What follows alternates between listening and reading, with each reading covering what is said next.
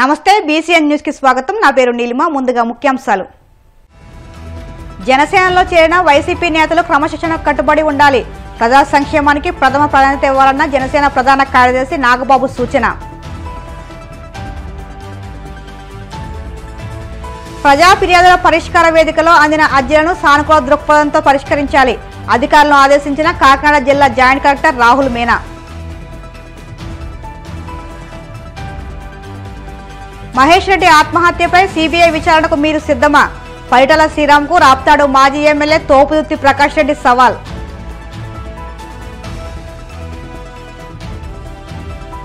వాడపల్లి వెంకన్న ఆలయంలో ప్రత్యేక పూజలు। మంగళవాద్యాల నడుమ శ్రీ స్వామి అమ్మవార్లకు మేల్కొల్పు సేవ, ఐశ్వర్యలక్ష్మి హోమం।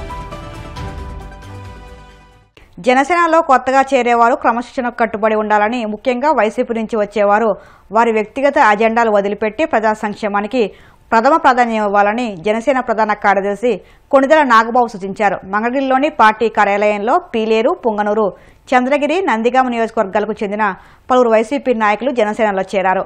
వీరందరికీ నాగబాబు పార్టీ కండువా కప్పి సాదరంగా ఆహ్వానించారు। ఈ కార్యక్రమంలో ఎమ్మెల్సీ పిడుగు హరిప్రసాద్, వేములపాటి అజయ్ కుమార్, చిలకం మధుసూదన్ రెడ్డి, సామేని ఉదయభాను ఇతర నాయకులు పాల్గొన్నారు। జనసేనలోకి హృదయపూర్వక స్వాగతం।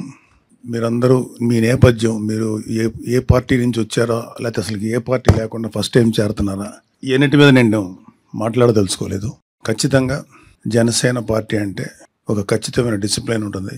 మా అందరి ఫస్ట్ ఏజెండా ప్రజల వెల్ఫేరు, ప్రజల బాగోగులు చూడటం।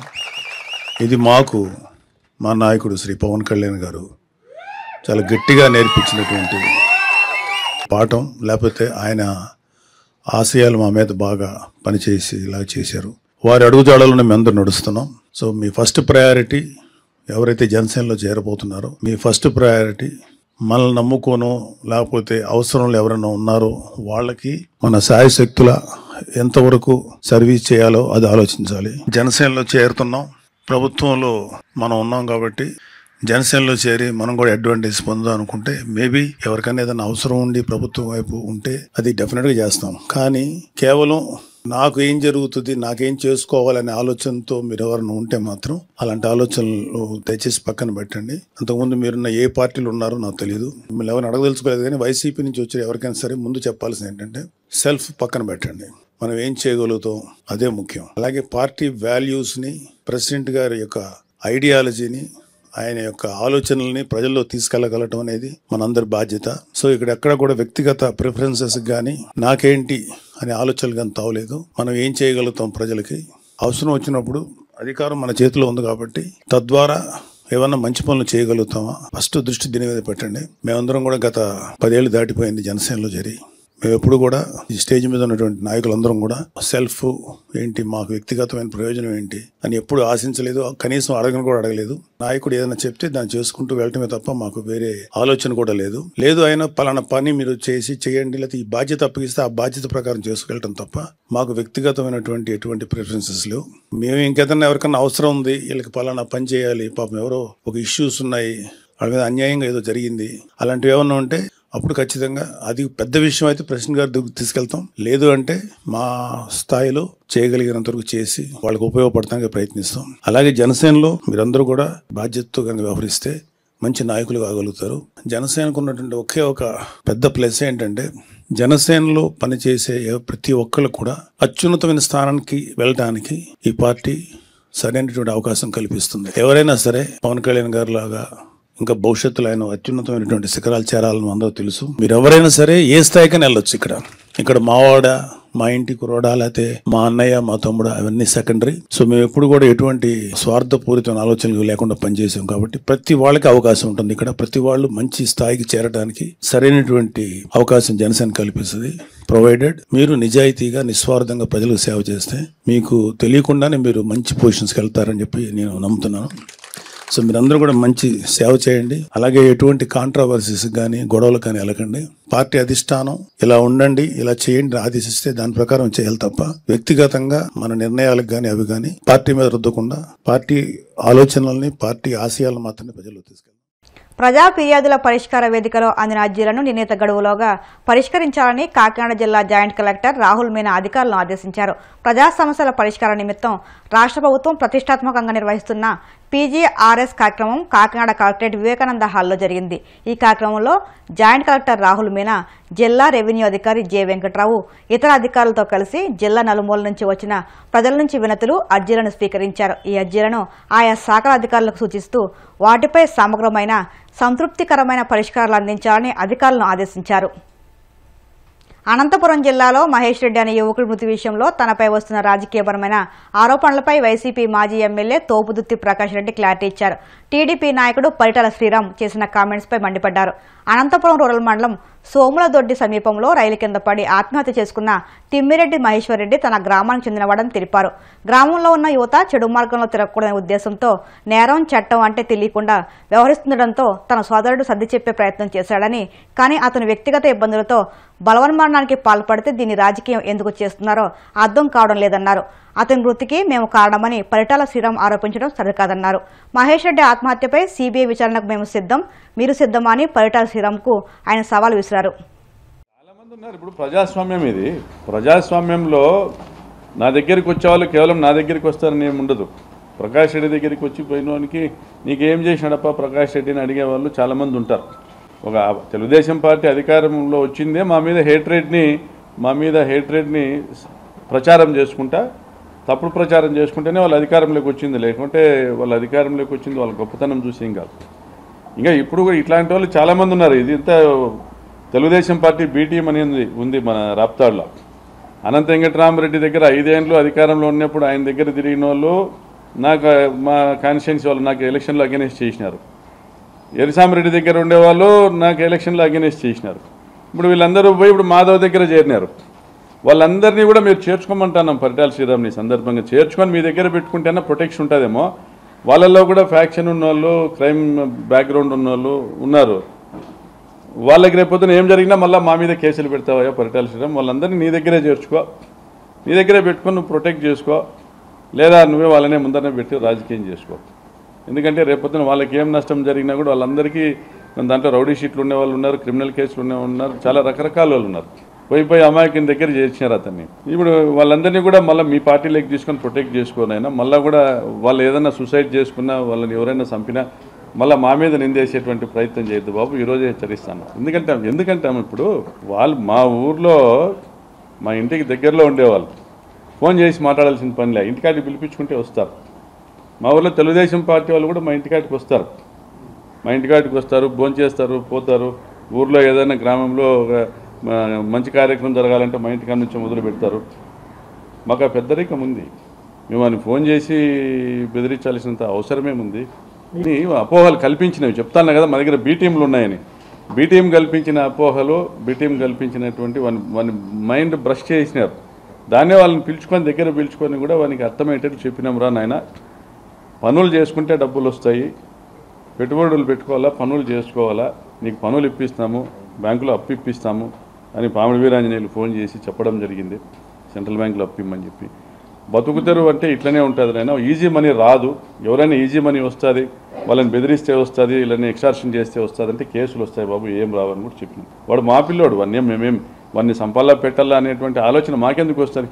మా మీద ఐటీడీపీ వాళ్ళు అన్యాయమైన పోస్టులు పెట్టారు, మా క్యారెక్టర్ అసాసినేషన్ చేసి.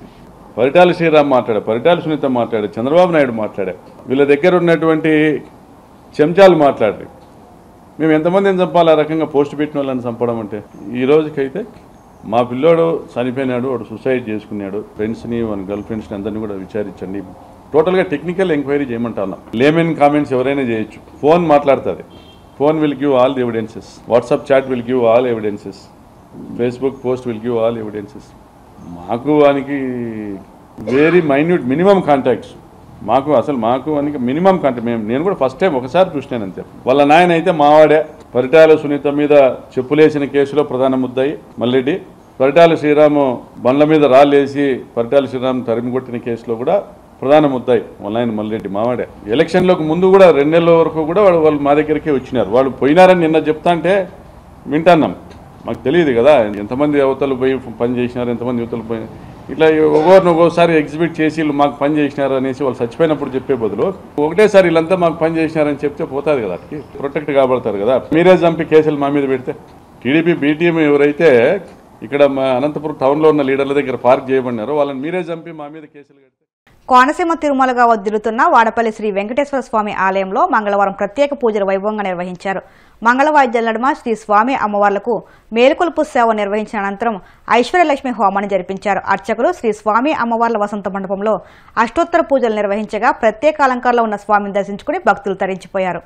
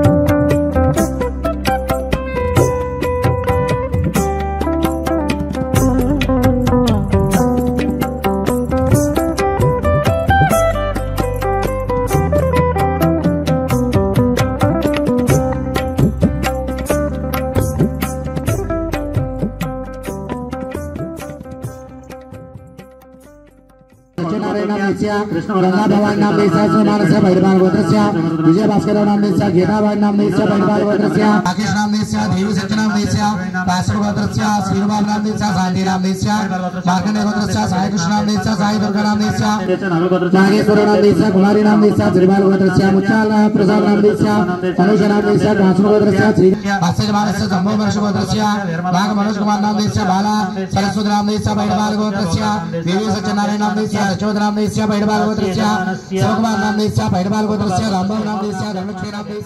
ఏలూరు జిల్లా భీమడోలు మండలం పోళ్ల శివారులోని ఎంఎంపురం గ్రామంలో జిల్లా పశుగణాభివృద్ధి సంస్థ సహకారంతో లేగదూడల అందాల ప్రదర్శన కార్యక్రమం జరిగింది. కార్యక్రమంలో భాగంగా గర్భకోశ వ్యాధుల చికిత్స శిబిరంలో గేదె ఆవులకు డాక్టర్ మొన్నంగి హరికృష్ణ చికిత్స అందించారు. జిల్లా పశుగణాభివృద్ధి సంస్థ సీఈఓ డాక్టర్ జేసురత్నం, పశుసంవర్ధక శాఖ భీమడోలు ఏడీ డాక్టర్ ఇక్కుత్తి సాయి రమేష్, సర్పంచ్ దాయం సుజాత ప్రసాద్ ముఖ్య అతిథులుగా పాల్గొని ప్రదర్శనలో పాల్గొన్న 54 దూడల్లో విజేతలను ప్రకటించి యజమానులకు బహుమతులు అందజేశారు.